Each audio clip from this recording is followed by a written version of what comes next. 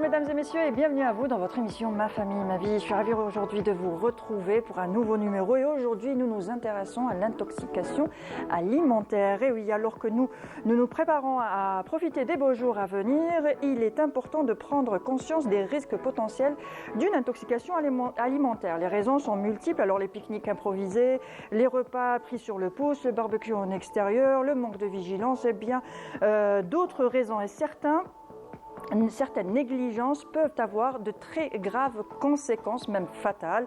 Alors il est donc crucial de comprendre comment prévenir les toxi-infections et savoir comment agir en cas d'urgence. Les spécialistes qui sont avec nous aujourd'hui nous donneront plein de conseils justement pour éviter l'intoxication alimentaire ou bien réagir en cas d'intoxication alimentaire. Et j'ai le plaisir de recevoir Dr Houda Boudoucha. Vous êtes maître assistante en gastro-entérologie. Bonjour et merci d'avoir accepté notre invitation. Bonjour, merci pour l'invitation.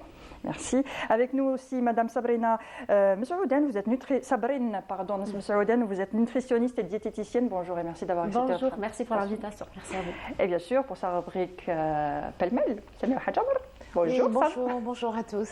Ça va? Oui, la forme aujourd'hui. Très en forme aujourd'hui. Super, pourvu que ça dure. Et aujourd'hui, dans ta rubrique, tu nous parles du citron, mais surtout des huiles essentielles. Le citron qui est connu depuis toujours pour ses bienfaits.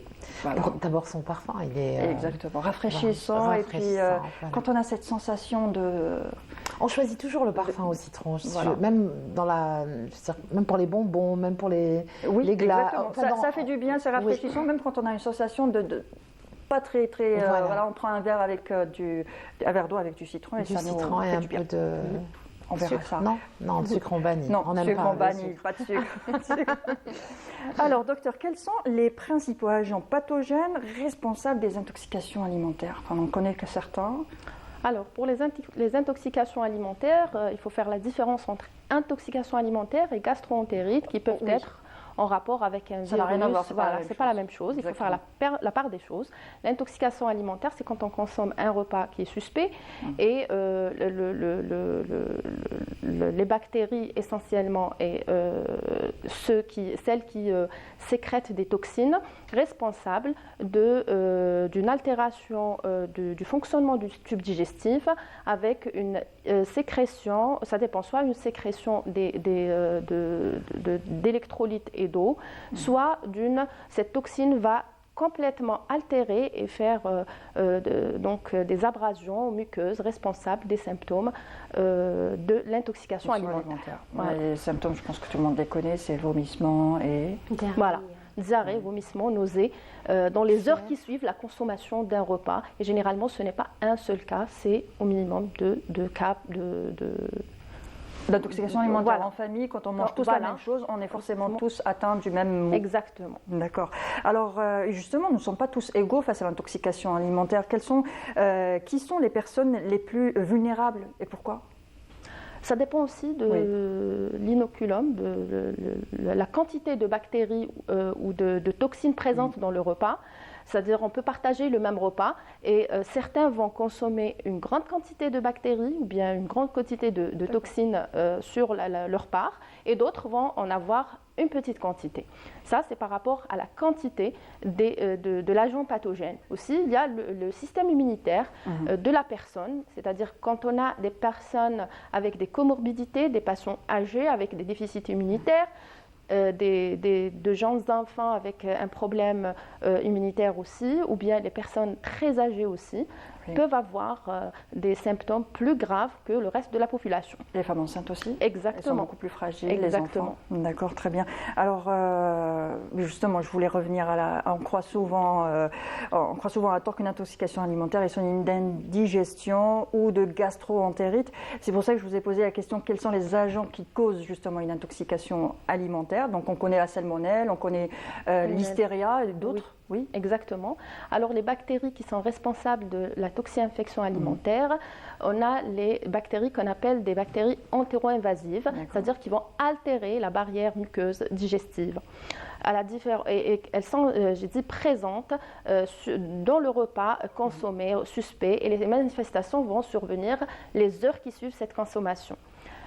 À la différence des gastro-entérites, qui est dû généralement à des agents viraux, ou bien d'autres agents bactériens qui sont présents, on peut avoir une latence, une période d'incubation qui peut aller jusqu'à 3 semaines. C'est-à-dire, si on a un défaut d'hygiène sur les mains, on ne se lave pas les mains ou bien l'aliment n'est pas lavé et qu'on le consomme, après un délai, il y a des virus qui peuvent avoir, comme le neurovirus et autres, qui peuvent avoir des périodes d'incubation qui dépassent les 15 jours jusqu'à 3 semaines. Pour les problèmes d'indigestion, c'est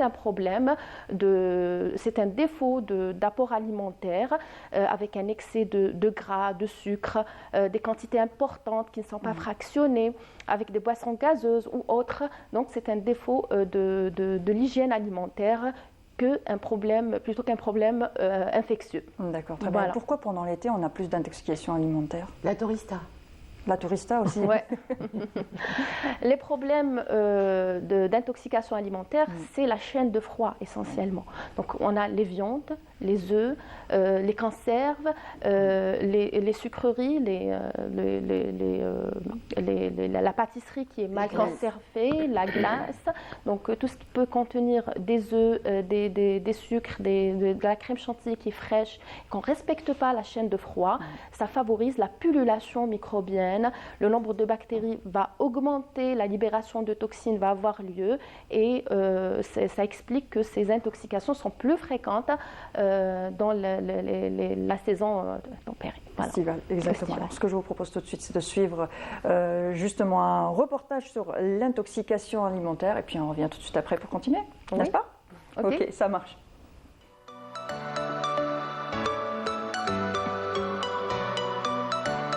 Le beau temps est de retour.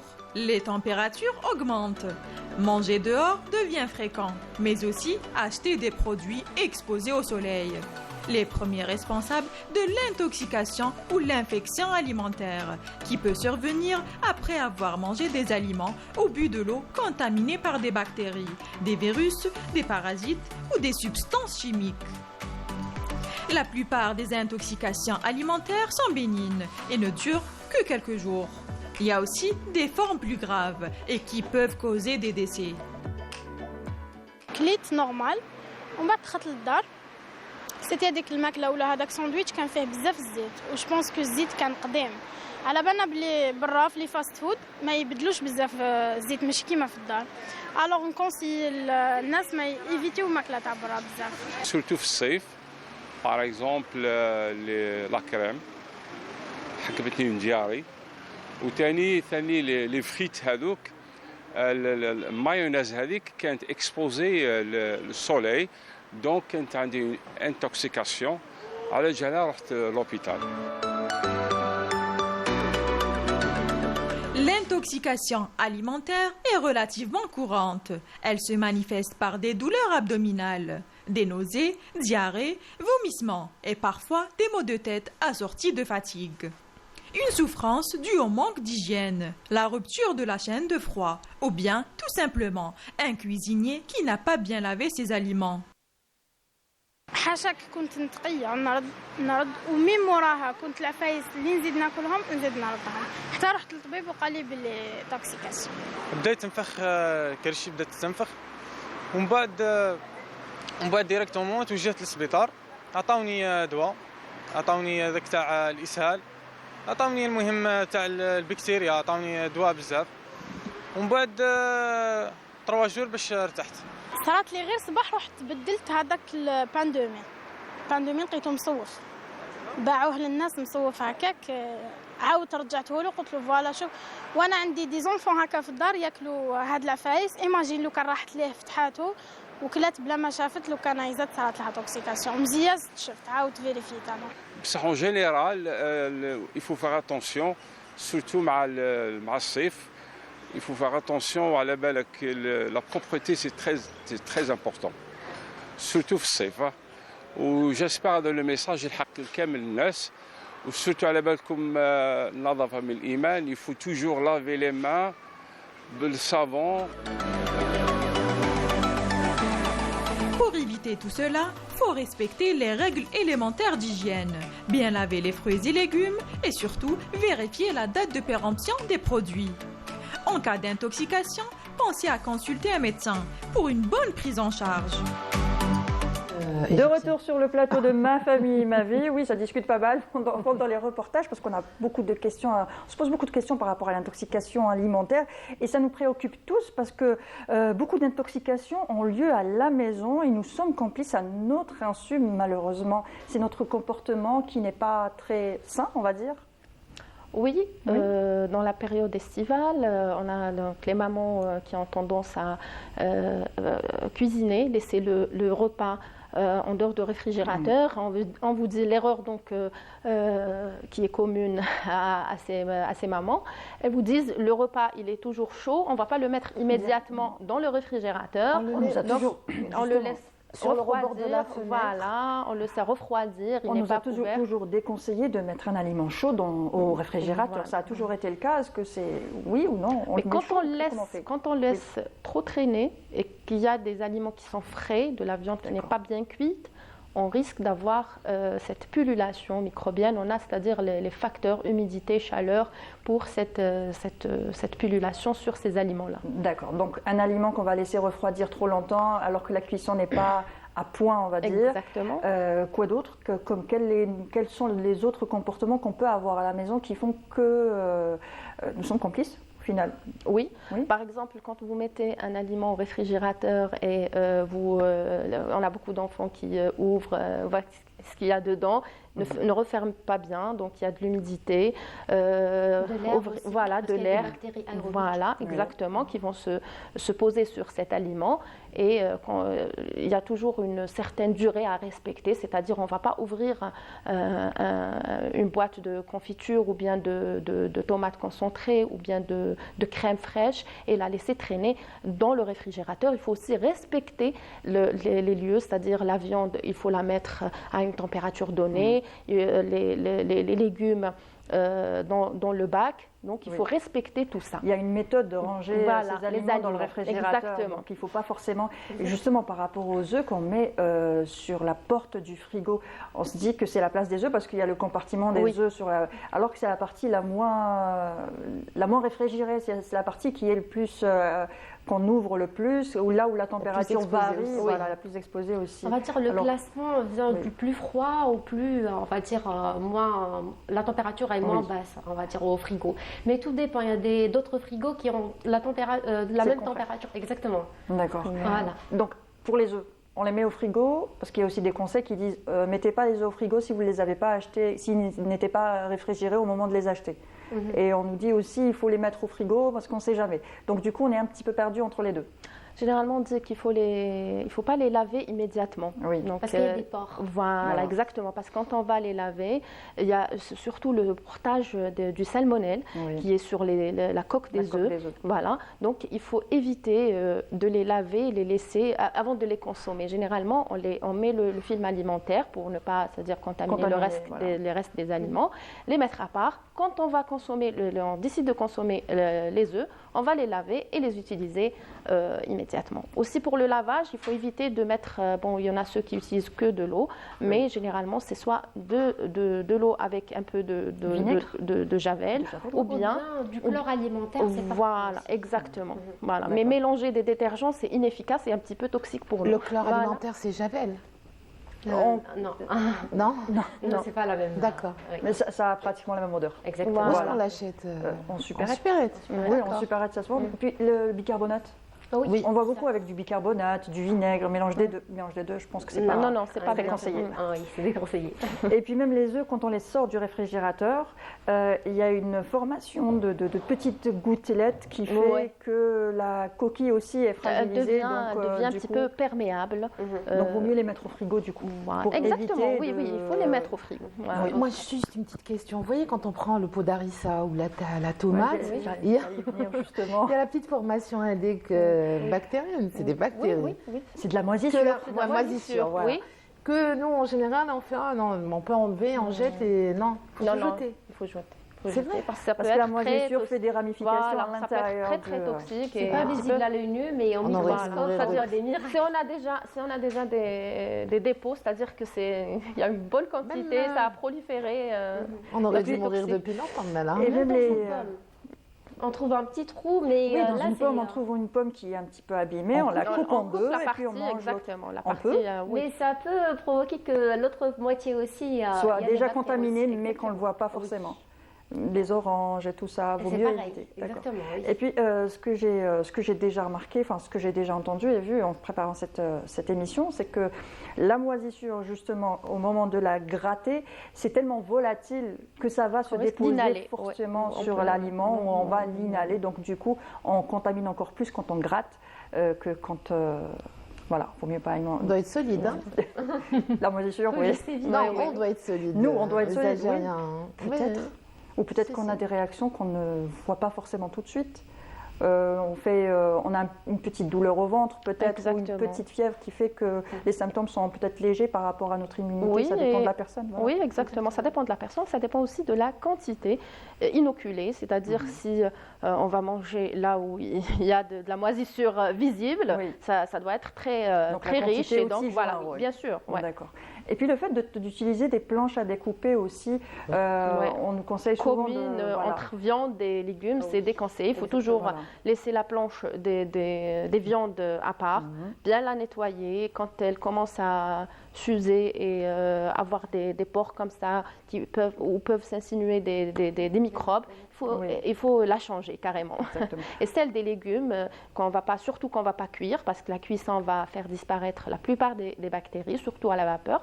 Donc, on va la mettre à côté. D'accord. Et puis la planche à découper en bois qui fait super jolie, à la mode et tout ça, c'est pas réellement C'est conseillé. de parce l'olivier, en général. que- Oui, c'est l'olivier, c'est à la mode en ce moment justement, Oui, et ça oui. se vend un petit peu partout. C'est super joli à voir pour décorer, d'accord, pour découper de la viande dessus. Hygiène, on n'est Des points pas. d'hygiène, oui. Il On est n'est pas au conseillé point. de la nettoyer justement avec de l'huile d'olive, de passer dessus pour, vous voyez, quand elle commence à ternir ou... Oui, Pour faire joli. Oui, moi, il y a un ébéniste qui m'a dit ça, me aussi. Mais après, pour la nourriture, le bois a des pores qui sont ouverts, qui vont Voilà. absorber, par exemple, si on met du poulet dessus, il va Donc absorber quoi toute la salmonelle. Exactement. Donc Et à quoi, ce il moment, est préférable d'utiliser une planche à couper, une planche, En- donc une... Planche à découper en plastique. En plastique. C'est mieux. Ben oui. Oui, Ah. oui, en plastique. Oui. Dans Et les grands c'est restaurants pareil, en général, il y a des planches à découper spéciales, elles sont en plastique et chaque couleur est pour un aliment bien aliment, précis. exactement. Voilà. Le bleu pour le poisson, le rouge pour les viandes On rouges. n'aime pas et, beaucoup le voilà, plastique. C'est du plastique spécial alimentaire. Ouais. Voilà. Ouais. Donc c'est ce qu'on utilise réellement En cuisine. en cuisine. Voilà. Dans la cuisine, dans les restaurants, parce qu'il faut justement faire très attention. Justement, quand on va dans un restaurant, Que la contamination n'ait pas lieu en cuisine. on est, oui, pour la contamination n'est pas lieu. Quand on va dans un restaurant, c'est la période estivale, c'est l'arrivée des beaux jours et tout ça, donc C'est on le aime street bien food, sortir. Street food ou pas, hein, donc même les street food, on peut s'attabler aussi. Donc à quoi faut-il faire attention justement quand on va dans un fast-food ou dans un restaurant? Qu'est-ce qui devrait nous mettre la puce à l'oreille, voilà, quand on s'attable? À quoi faut-il faire attention pour savoir si... du restaurant, voilà. ouais. C'est le premier point à vérifier. Sinon, il faut éviter tout ce qui est viande aussi parce qu'il y a une intoxication au Campylobacter pylori, la salmonelle aussi. Dans tout ce qui est conserve, on retrouve le Clostridium botulinum. Voilà, donc les salmonelles, c'est beaucoup plus dans les viandes rouges et dans le lait cru. Qui n'a pas subi une température de pasteurisation ou autre. Exactement. On retrouve aussi la listeria dans la pomme de terre, on va dire, c'est beaucoup plus terrain. Il y a plus de terre, on va dire, dans la pomme de terre ou dans les carottes. Ensuite, par la suite, par exemple, on les met dans une table, on mange. Et on nettoie pas bien la table après, donc Ou automatiquement... on épluche sur la table, sur un Exactement. papier, puis après on ramasse, mais ça laisse quand même des traces sur la Justement, table. Et si on n'essuie pas, voilà. Oui, donc il faut bien laver les aliments avant de les consommer. Donc c'est pas dans l'aliment, mais c'est sur l'aliment. Oui, c'est Oui. sur l'aliment, C'est incroyable. exactement. C'est moins fréquent la listeria par rapport aux autres... Oui, c'est généralement le C'est moins campylobactère et le campylobacter et la salmonelle essentiellement. Le Campylobacter pylori, c'est beaucoup plus dans les fast-foods. Oui. Oui. Et ça fait mal. Les réactions sont Quand ça dépasse les 3 jours, je vous ai dit, ça dépend de la quantité et de l'immunité. Chez des patients qui sont vulnérables, le système immunitaire il est faible et donc les moyens de défense ne sont pas là, ne sont pas à la hauteur et donc ce virus ou cette bactérie peut avoir des effets délétères sur le tube digestif. Ensuite, c'est les conséquences aussi. Une diarrhée et des vomissements qui sont incoercibles, ça conduit systématiquement à la déshydratation. À une fièvre, voilà, c'est ça qui est... la fièvre, la déshydratation. Et après, on sait très bien que si l'hydratation n'est pas rétablie dans les heures qui suivent, on aura des conséquences sur le rein. Et l'insuffisance rénale qui est au départ fonctionnelle, c'est-à-dire elle est réversible, elle tend vers la chronicité ou bien vers l'irréversibilité. Voilà, et ça peut être mortel, fatal. Voilà, exactement. Alors, justement, en cas d'intoxication, voilà, j'ai tous les symptômes, qu'est-ce que je dois faire? Je dois aller voir le médecin. En premier lieu. Alors, pour les intoxications toutes gentilles chez un patient qui est en bonne santé, si les symptômes ne dépassent pas les 3 jours et qu'il n'y a pas des signes d'alarme, une fièvre très importante, des signes de déshydratation, des vomissements incoercibles qui empêchent l'alimentation ou la prise de médicaments, surtout d'hydratation, je parle. Il n'y a pas de sang dans les diarrhées, il n'y a pas de glaire. D'accord, c'est le syndrome dysentérique. Si on n'a pas de syndrome dysentérique, pas de glaire, pas de sang, pas de vomissement incoercible et pas de fièvre importante, ça ne dépasse pas les 3 jours. On s'hydrate, on évite les fibres, les crudités et les viandes pendant ces 3 jours. Plutôt du riz, des féculents, ça peut bien se passer. Alors, l'astuce de tout le monde, j'ai besoin d'une réponse là. Ouais.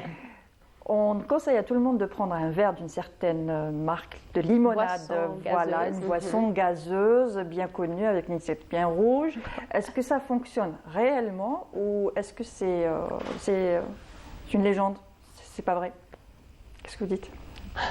On pourrait très bien prendre Est-ce une eau qu'on peut gazeuse. prendre un verre de limonade? Oui ou non? Parce qu'en général, on dit il y a intoxication alimentaire, prends un verre de. Ça va te faire du bien. Un peu de limonade. C'est beaucoup plus pour l'indigestion.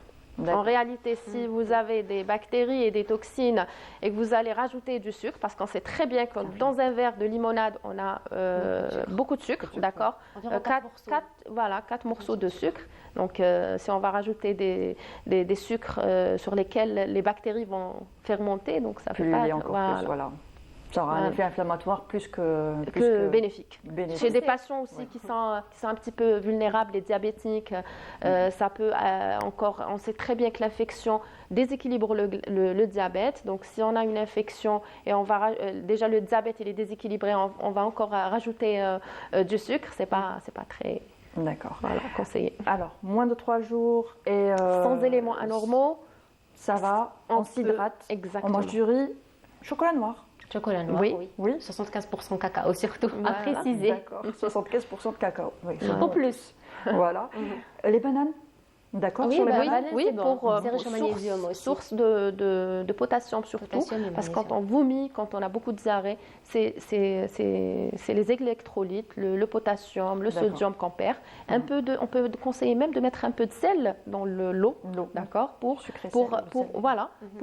capter l'eau vers le sang et ne pas le perdre dans la lumière digestive. Il y a aussi les dattes qui sont riches en potassium. D'accord, très bien. On va dire pour une bonne hydratation. Très bien. Voilà, ça aide de la rentrée d'eau dans les cellules. C'est ce qu'ils nous donnaient avant, c'était de l'eau avec les sels de réhydratation. Voilà, Sel de pour les réhydratation enfants, pour les enfants, justement. Voilà. Mais quand c'est un enfant qui est atteint d'une intoxication alimentaire, à ce moment-là, on n'attend pas 3 jours, on va voir directement un pédiatre en principe. Oui, un médecin minimum un médecin de ville, un médecin de famille qui va, lui, peut-être rechercher les signes de gravité, les signes de déshydratation. À leur début, on ne va pas attendre que les yeux se... Oui. Donc les personnes à risque, comme on va dire, les enfants, les personnes âgées avec des comorbidités, la femme enceinte, il faut consulter dès le premier jour, il ne faut pas attendre les 3 jours.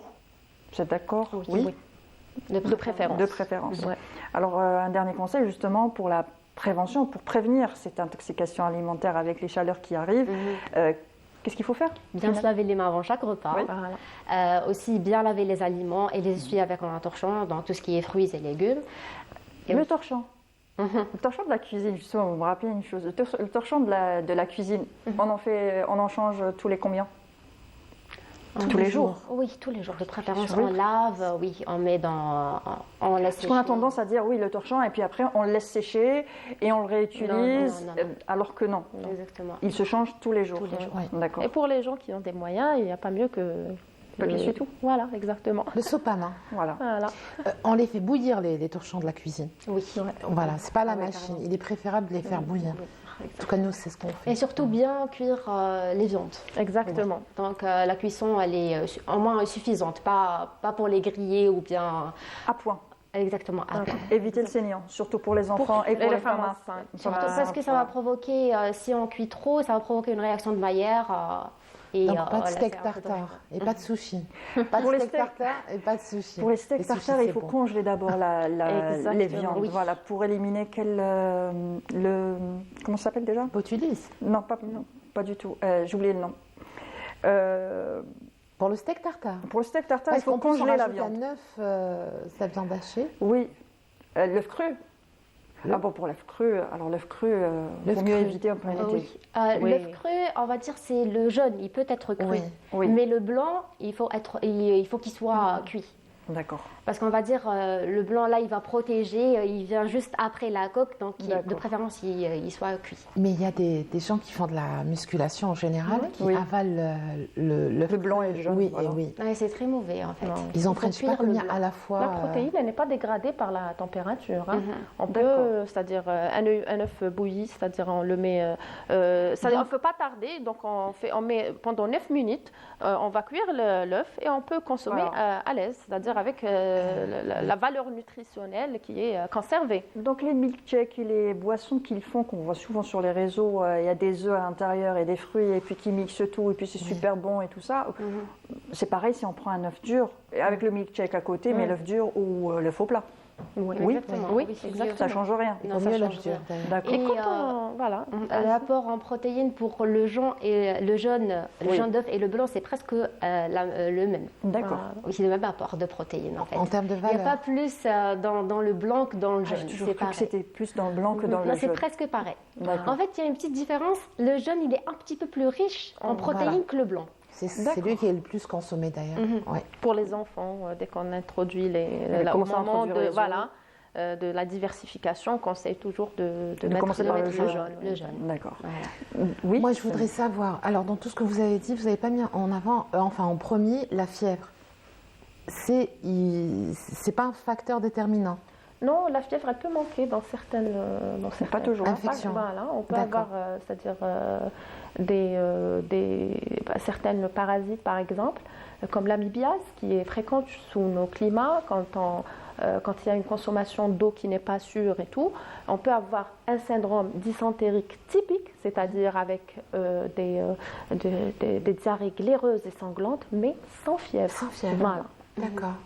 Donc la fièvre, Donc, c'est c'est pas un automatique. indicateur Pas- déterminant. c'est Exactement. Et aussi chez les patients qui sont immunodéprimés, la fièvre peut manquer. Chez des patients qui sont en insuffisance hépatique, qui ont un problème de défense, parce que la fièvre, c'est un phénomène inflammatoire. Et l'inflammation, au début, elle est bénéfique. C'est-à-dire, c'est une barrière, la première barrière de défense. Avoir de la fièvre, c'est-à-dire 38,5, c'est pas très, très méchant.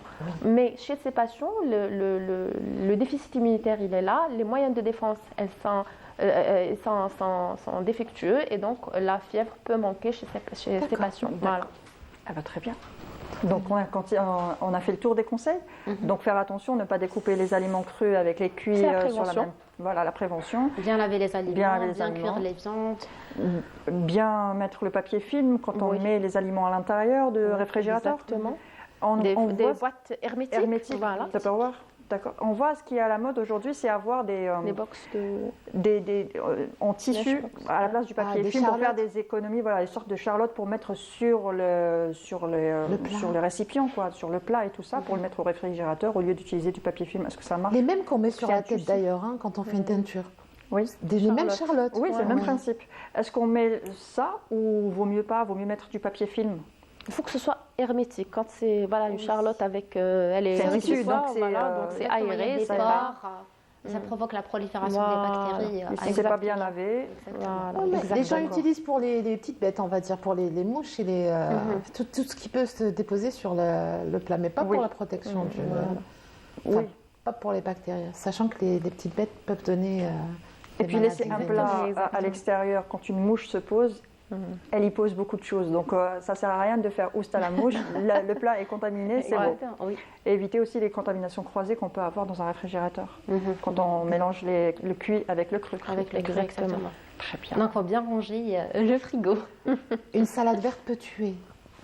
Si elle n'est pas bien lavée. Oui. Une salade verte. Inanimée. Oui. Alors, ce qui est important aussi, c'est le mode de conservation, et on va en parler avec vous. Justement, le mode de conservation le plus utilisé, c'est la congélation, et on va en savoir un petit peu plus tout de suite dans Nutri Save Vie.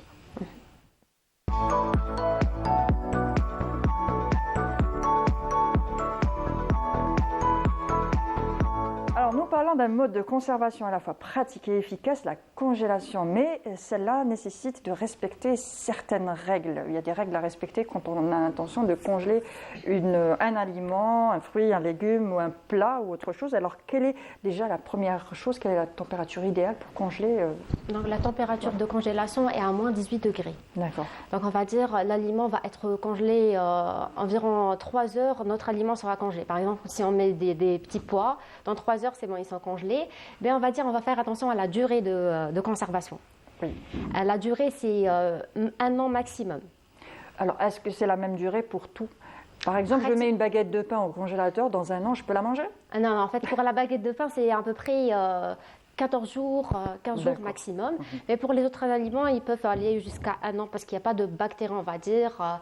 Il y a de l'eau, tout est glacé. Mais là, il faut faire attention aussi quand on décongèle. D'accord. Voilà, c'est ça le souci. Oui. Mais il faut faire la différence. Par exemple, le congélateur qu'on a qui va avec le réfrigérateur, donc réfrigérateur et freezer finalement intégrés, c'est pas le même congélateur qu'on a à part. C'est pas la même chose. Le freezer, il n'est pas aussi performant qu'un congélateur, n'est-ce pas ? Exactement. Oui. Donc c'est pas la même chose, c'est pas la même durée. On va dire la durée elle va diminuer comparée au congélateur, au freezer. C'est toujours marqué 18,4. 18 sur le 18 degrés. 18 degrés. Moins de 18 degrés. Donc le freezer 4 et le congélateur 18. Voilà. Le frigo c'est de 0 à 4 jusqu'à 5 degrés. Oui. Et pour le congélateur c'est à moins 18 degrés. D'accord. Il y a aussi les coupures d'électricité qui sont dangereuses. Oui, voilà. Quand on a la saison estivale, il faut faire attention à ces coupures. Oui. On peut avoir les aliments qui dégèlent et ensuite il faut les consommer.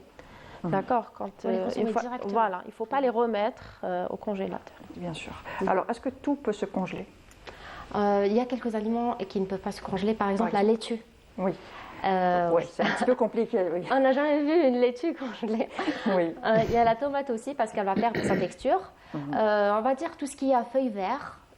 Mais pour les épinards, ça va. Bon, ça peut se congeler, les épinards, il n'y a pas de problème. Mais la tomate, on peut la congeler quand elle est... Oui, une fois. Elle ne garde pas sa forme, donc on peut en faire un coulis pour congeler le coulis et l'utiliser à la Exactement, pour faire des sauces. C'est ça, des plats préparés. Exactement, mais pour la faire dans une salade, là, ça ne passe pas. Ça passe pas.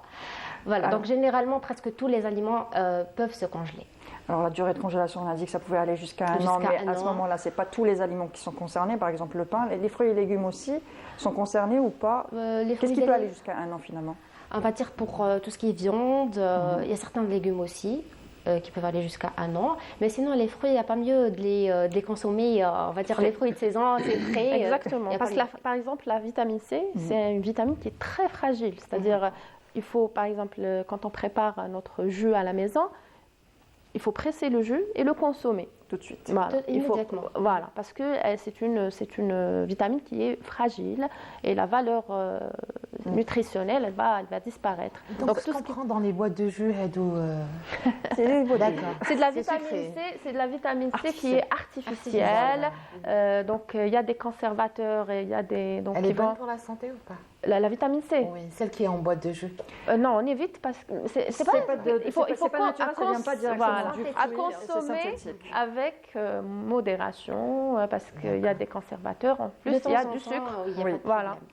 De temps en temps, revenons un petit peu à la congélation, justement, à la décongélation, justement, parce que la décongélation, il y a une façon de décongeler ces aliments. Il ne faut pas non plus décongeler n'importe comment. Comment on doit décongeler un aliment, que ce soit une viande, un pain ou un légume? Pour décongeler, il ne faut pas trop laisser traîner. Donc on décongèle, on va dire quelques minutes, directement on met à la poêle.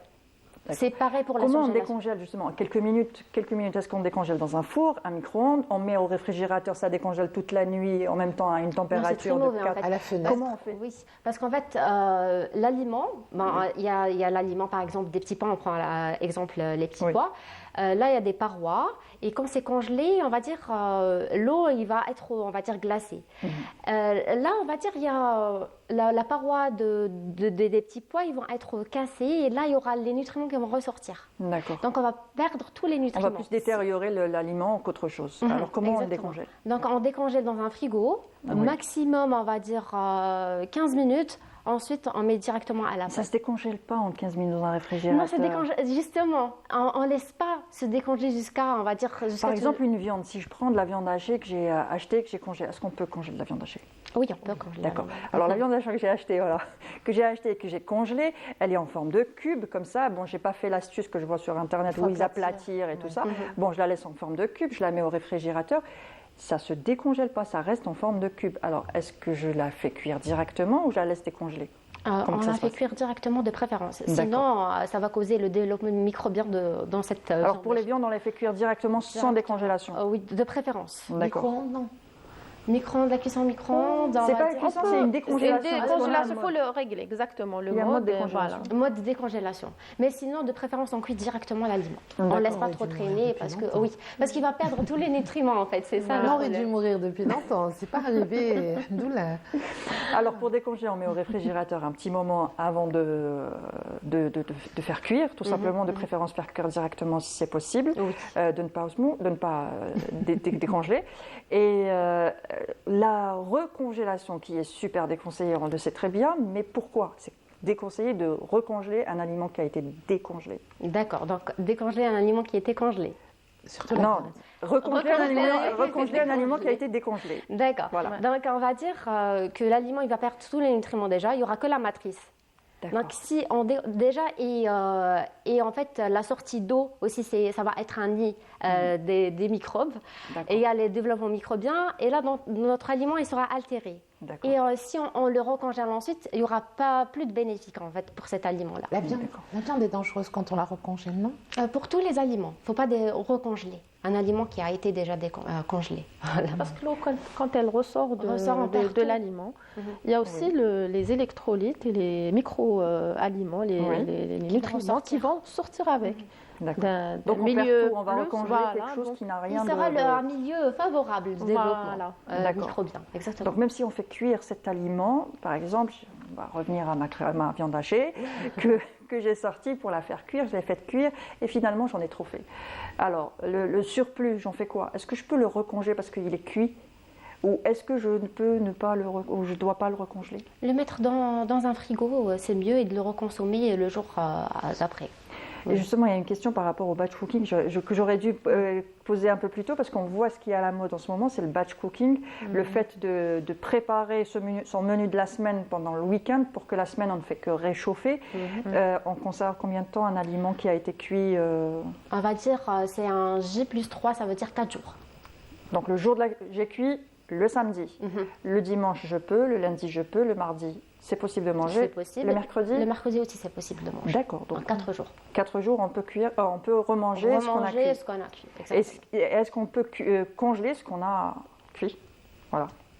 On va dire... Il est déconseillé de congeler quelque chose de cuit? Exactement. Par rapport aux nutriments, juste on va perdre la valeur nutritionnelle de l'aliment. Mais sinon, il n'y a pas de problème s'il est cuit. Déjà, on a tué la plupart des bactéries, mais de préférence, on le consomme directement, mieux que de le recongeler. Donc, il vaut mieux éviter de congeler un plat. Un plat préparé qui est congelé, c'est pas le top. Parce qu'il était déjà congelé. D'accord. Il a été cuit, il a été consommé. Non, pas du tout. Un plat qu'on a bien de cuire. D'accord. Je viens de préparer un plat, j'en ai trop fait. Non, il n'y a pas de souci pour ça. On peut le congeler. Oui. Est-ce que le fait de congeler un plat, ça ne va pas diminuer un peu de son apport nutritionnel ou Ça autre? diminue un petit peu, mais il n'y a pas de problème. On peut le recongeler D'accord. mieux que, on va dire, il va être jeté. Exactement. Un dernier conseil par rapport à l'emballage, justement. On emballe bien et comment ranger son Les congélateur. boîtes hermétiques. Hermétique. Voilà. Surtout l'emballage sous vide, il est conseillé Exactement. pour éliminer les bactéries aérobiques. D'accord. Voilà. Donc l'emballage sous vide, les sacs de congélation qu'on trouve super fins, Oui. on peut les utiliser, Oui, ça oui, passe. Maintenant, avec les fermetures, c'est encore Voilà, beaucoup c'est mieux. mieux, Avec les il faut fermetures, c'est vider, mieux. voilà, il ne faut pas laisser De l'air de l'air, qui rentre d'accord. dans l'aliment. Et justement, le fait de congeler du lait. Je sais que beaucoup de personnes le font. On achète des sacs et puis Ah après, oui. on congèle du lait. Je viens de me rappeler, voilà justement. Est-ce qu'il est bon de congeler du lait qui est pasteurisé et tout ça pour pouvoir le consommer pendant la Il y a semaine, pas pour de ne pas problème. Oui, avoir à aller chercher du lait en semaine parce qu'on n'a pas le temps? Il n'y a pas de Oui, problème. quand c'est pour le lait, oui, il est pasteurisé, C'est c'est vrai contrôlé, on peut le Parce qu'on faire. va dire la majorité des bactéries sont tuées. Donc, Voilà. Et après, une fois dégelé, on va mettre à une température plus 100, donc c'est Et pas un question problème. apport nutritionnel, ça change quelque chose? Non. Sur le côté apport Non, oui, ça change pas. Ça change pas vraiment. On va dire parce que on va dire sur la surgélation, ça change pas grand chose. Pour la congélation, ça diminue un petit peu comparé à la surgélation. La D'accord. surgélation ne se fait pas à la maison. Oui, c'est pas Voilà. Et voilà, par exemple, tu as dit Oui, aussi, oui, bien sûr. Continuez donc. Ok. Donc le lait, on peut le congeler à la maison pour pouvoir le consommer pendant la semaine, il n'y a pas de souci. On ne peut pas surgeler à la maison parce que ça, c'est des frigos spéciaux. Quel lait on peut congeler? Le lait en sac? J'ai posé la question au fabricant, moi il m'a dit le lait ne se congèle pas. Oui, le fabricant. Oui. Et sur- Peut-être pour pouvoir vendre pendant la semaine, toute la semaine, au lieu de l'acheter pendant la semaine, au lieu de l'acheter pendant le week-end. Donc un autre conseil justement pour la congélation, un dernier conseil pour les téléspectateurs. Alors, donc pour la congélation. Donc, on fait attention à l'emballage, on ne congèle pas pour plus d'une année. On recongèle pas. On recongèle pas. Une année pour les viandes, si on n'a pas le choix. Les fruits et légumes, de préférence pas pour une longue période. Si on décongèle un aliment, Même on ne si le on- recongèle pas. Exactement. Voilà. Même si on garde l'aliment au frigo et on laisse plus de 4 jours, on va dire plus Oui. d'une semaine, ça va perdre moins 50% de le rapport nutritionnel. Nutritionnel. Voilà. Donc, vaut mieux cuire et manger directement. Exactement. C'est la meilleure solution. Privilégier les fruits et légumes de saison, Voilà. plus frais. Très bien. Alors, De consommer au jour le jour, c'est mieux. consommer au jour le Ouais, jour mais pour faut éviter avoir aussi du les temps intoxications aussi, alimentaires faut et pas justement pour éviter ou pour soigner un petit peu On les peut intoxications soigner alimentaires. naturellement. Naturellement, c'est Naturellement. prendre du citron. Oui, consommer du citron dans toutes ses formes. Je commence? Pêle-mêle d'abord. D'accord, Alors, voilà. pêle-mêle avec Samira Hadjamar.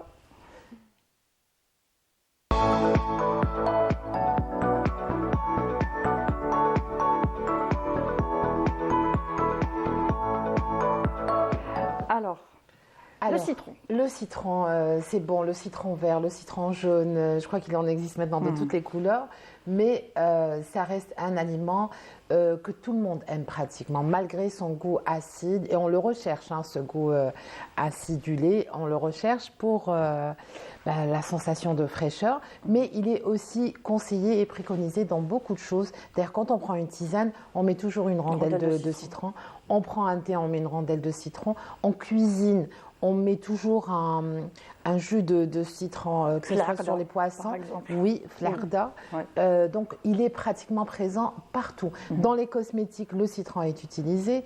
C'est quelque chose qu'on peut donc se maquiller avec et même manger, c'est-à-dire l'avaler. Il est connu depuis toujours pour ses bienfaits naturels, pour le parfum qu'il dégage aussi. Il est rafraîchissant. On choisit toujours pour sa maison un parfum. Voilà. Exact. Vous Pour avez l'été répondu. surtout. Exactement. Oui. Et donc, il est conseillé aussi pour lutter contre toutes les formes d'infection et notamment des intoxications. Quand il y a, vous l'avez dit, on va le redire, déshydratation, quand il y a de la fièvre, quand il y a des vomissements, quand il y a un mal de tête aussi, on peut mettre du citron. On peut mettre du citron partout en fait. Il agit surtout et il agit surtout pour éliminer les toxines. Donc on va donner une petite recette comme ça, Ça marche. pour aider, pour soulager. Alors, on prend un flacon vide ou une bouteille et on ajoute 20. Alors ça va coûter un peu cher, mais on peut acheter, il y a des petits flacons comme ça d'huile essentielle. Ça se mélange avec quoi? Ça se mélange avec du basilic. Donc 20 gouttes de basilic. Basilic, c'est l'ahbaq, c'est ça. Oui. Il est partout, on peut le trouver partout, sur le marché, chez les herboristes. On mélange avec 20 gouttes d'huile essentielle de coriandre. Donc c'est hashish mqadfa. Oui. On l'appelle comme ça. Oui, il a un autre nom. Non. Qoswar. Voilà, je cherchais le mot. Donc hashish shorba pour régler l'affaire. 20 gouttes aussi d'huile essentielle de citron. On mélange, c'est-à-dire on agite le tout. Non, pardon. Avant ça, on rajoute une cuillère pour ramasser tout ça. On ajoute une cuillère à café d'huile végétale. Donc ça peut être huile d'olive, l'huile de noix, ce que vous avez, mais une huile qui est qu'on utilise pour la consommation, pas une huile de voiture, clairement. La synergie est prête, donc c'est une synergie. Oui. Après avoir bien agité, qu'est-ce qu'on peut faire avec? On peut prendre quelques gouttes, 6 ou un peu plus, et puis le mettre sur le ventre, parce qu'on a mal au ventre en général, il y a des douleurs abdominales. On peut masser, donc on va créer un petit réchauffement comme ça. Et normalement, ça va soulager. On peut le mettre sous la langue aussi. Au-dessus de la langue. Oui, au-dessus de la langue. On peut mettre combien de gouttes? On peut mettre 4 gouttes, voilà. 4 gouttes. Les huiles essentielles, on ne les prend pas à la légère. C'est quelque chose qui doit être... on doit suivre la recette, ou on doit demander toujours l'avis médical ou l'avis du pharmacien. Voilà. Exactement. Là où on l'a acheté et ne prendre au sérieux. Voilà. Exactement. Et à éviter pour les femmes enceintes, pour les personnes immunodéprimées et pour les enfants aussi avant l'âge de 7 ans. Exactement. Les enfants, je crois que c'est à partir de l'âge de 6 ans, mais toujours sur avis du médecin ou ça dépend des huiles aussi, voilà, exactement. Voilà, donc petite recette agréable. Sympathique, pour éviter... Le citron, yahdar dans toutes les maladies, enfin dans tous les soins. Dans tous les remèdes, voilà. Remèdes, oui. Voilà. Oui. Merci Samira. Merci à vous. Exactement, c'est un antitoxine en fait. Il soigne les toxines. Donc l'intoxication alimentaire ou autre. Pour faire une tarte au citron. Une tarte au citron, une crème au citron. Une crème au citron, un dessert au citron. Voilà. Une glace, le sorbet créponnée, bien sûr. Oui, exactement. Classique algérien.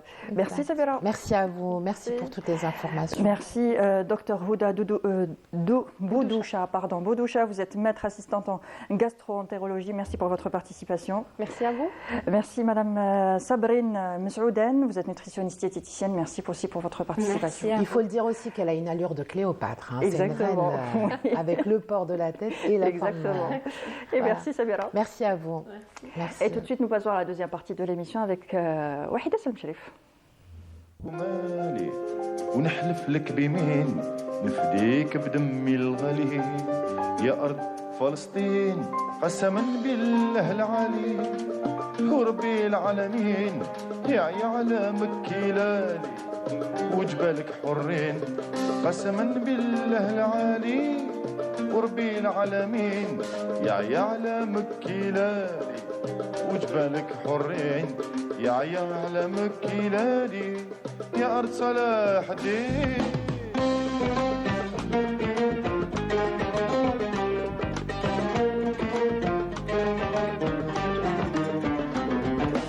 احنا معاك شرقي وغربي كلنا في دار نتكلم من صميم قلبي لا نتأخر أبدا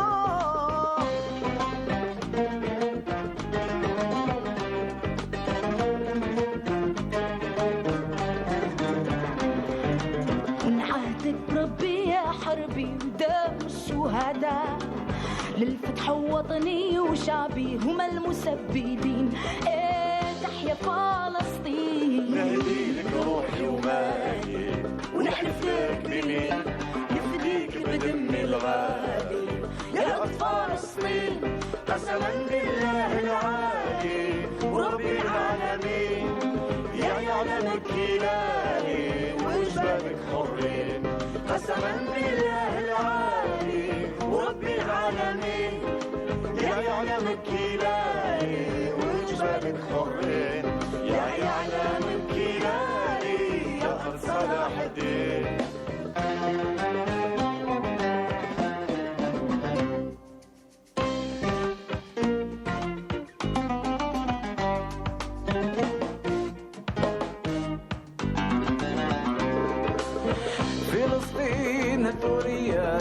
والإيمان تاريخ الأمة العربية شايع في البلدان. احنا هما أصحاب التضحية ما نخافوا عديان في سبيل الله والحرية. احنا المجاهدين يا أرض فلسطين نهديك روحي ومالي ونحلف لك بيمين نفديك بدمي الغالي يا أرض فلسطين. قسما بالله العالي رب العالمين يا يعلمك إلهي وجبالك حرين. قسما بالله العالي رب العالمين يا يعلمك إلهي وجبالك حرين. يا يعلمك إلهي يا أرض صلاح الدين.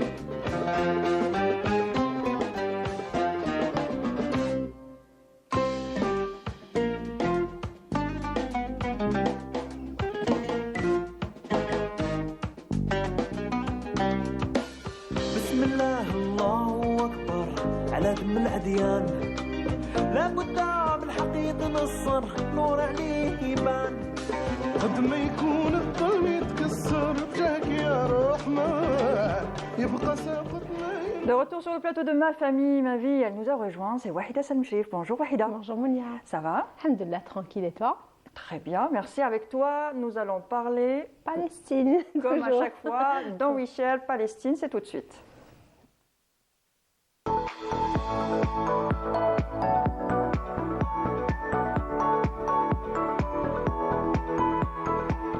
Et bien sûr, aujourd'hui, tu vas nous parler de femmes palestiniennes. Exactement, surtout. Mounia. Oui. J'ai envie de rendre hommage aux femmes palestiniennes parce qu'on en parle tout au long de l'année, mais souvent, moi personnellement, j'oublie de parler des exploits des femmes palestiniennes, alors que j'ai découvert de femmes combattantes. En fait, c'est Djamila de la Palestine. Ouais. Voilà, donc j'ai choisi 5 profils que je trouve moi-même qui m'ont marqué de par leur histoire. Donc je commence par Leila Khalid, c'est la pirate de l'air. Moi, quand j'ai lu ça, j'ai dit comment on peut être pirate de l'air en étant femme. Donc, il faut savoir que Leila Khalid est une Palestinienne engagée. Elle est née en 1944. Elle a émigré vers le Liban. Malgré elle, elle était obligée de quitter son pays, malheureusement, comme pratiquement la majorité de ceux qui ont eu la malchance de quitter leur pays malgré eux. Donc, elle a vécu dans des camps de réfugiés, ce qui est normal quand on quitte notre pays lorsqu'on est en guerre. Donc, on n'a pas où y aller. Donc, si on est accueilli dans un autre pays, on est dans un camp de réfugiés. Donc, elle a mené 2 opérations, et non pas une. Donc, la première, elle a essayé de détourner un avion. Elle a détourné un avion en 1969. Elle est très jolie sur ses photos, elle a de très jolis traits, qui a abouti à un échange de prisonniers. Donc, c'était réussi. La deuxième, malheureusement, en 70, elle a été gourmande. Elle voulait retenter sa chance et dire pourquoi pas. Donc, elle a échoué, malheureusement, ce qui a entraîné la mort des personnes qui étaient avec elle, mais aussi sa propre arrestation. Et malheureusement, quand on les arrête, c'est très bien ce qui se passe parce qu'on est en train d'être témoin ces derniers temps. Donc, ensuite, elle a été libérée quelques mois après dans le cadre d'échanges de prisonniers. Donc, c'est ce qu'ils font quand on est dans un état de guerre. Mais son nom est resté dans l'histoire. Elle a inspiré plus d'une, ce qui est extraordinaire. D'ailleurs, elle est toujours en vie et on la voit souvent participer à des plateaux télé où elle défend la cause palestinienne. On a aussi Maryam Abou Daqqa. Alors elle, c'est la première combattante palestinienne qui a été expulsée et elle a fui, je ne dirais pas qu'elle a fui, mais elle a eu la chance de survivre à plusieurs morts. Pourquoi? Tout simplement, en 1967, Maryam s'est retrouvée bloquée dans son école. Elle avait moins de 16 ans, avec un groupe de ses amis, donc durant 7 jours, sans eau, sans manger, sans rien. Et la mort était à côté d'eux, donc à tout moment, elle pouvait perdre la vie, malheureusement. Donc, mais après, ils ont réussi à sortir. Donc, mais cela ne lui a pas fait peur. Alors, elle était au lycée ou au CM, on n'a pas vraiment. Alors, et puis elle avait moins de 16 ans. Si ça aurait arrivé à quelqu'un d'autre, peut-être qu'on aurait pris peur et puis elle serait partie, elle aurait quitté son pays et tout. Au contraire, elle, qu'est-ce qu'elle a fait? Une fois qu'elle est sortie de l'école, elle est partie se revêtir d'un vêtement militaire et puis elle faisait la combattante dans son village. Tout le monde l'avait connue comme ça, tout le monde l'avait connue grâce à son courage. Tout simplement. Donc, en 1968, malheureusement, elle a été accusée de 5 chefs d'inculpation. Donc, on l'a accusée de collecte de fonds pour les combattants et les familles des martyrs. Elle a participé à des manifestations appartenant à ce groupe qui voulait libérer la bande de Gaza. mais aussi elle a été condamnée à l'âge de 16 ans, donc à 2 ans de prison ferme. À 16 ans, c'est un peu délicat. Il y a aussi Halwa Zidane, c'est une magnifique dame, elle est extraordinaire. C'est une villageoise, elle vivait paisiblement dans son pays, dans son village, jusqu'au jour où l'occupant est parti les bombarder, les tuer. En fait, ils ont assassiné tout son village. Son fils, il a été tué vraiment à côté d'elle. En fait, son fils, il avait une âme, il voulait défendre son village. Donc, il a essayé de se défendre, mais malheureusement, il est tombé martyr. Son mari, il a pris l'arme de son fils pour défendre son village et défendre sa famille. Oui. Lui aussi, malheureusement, est tombé martyr. Et au lieu de s'affoler, qu'est-ce qu'elle a fait? À chaque fois qu'un membre de sa famille tombait en martyr, elle faisait des yo-yo. Donc, l'occupant était un peu étonné. Qu'est-ce qu'elle a fait? Une fois que son mari est encore tombé en martyr, elle a pris son arme, elle est partie combattre l'occupant. Il paraît qu'elle a tué plus d'une dizaine de soldats. Voilà ce qui est extraordinaire. Mais malheureusement, elle aussi, elle a fini... par tomber en martyr aussi. Exactement. Mais ça a marqué vraiment les villageois de par son courage. Très bien, merci Wahida. Avec plaisir. Merci pour ces portraits de femmes courageuses. Oui. Merci encore une fois. On se retrouve pour la prochaine émission avec bien sûr une autre rubrique dédiée à la Palestine. Merci encore une fois Wahida. Avec plaisir. Voilà, on est déjà arrivé à la fin de notre émission. Je vous souhaite une bonne journée avec le reste des programmes de la chaîne Canal Algérie. À très vite. Au revoir.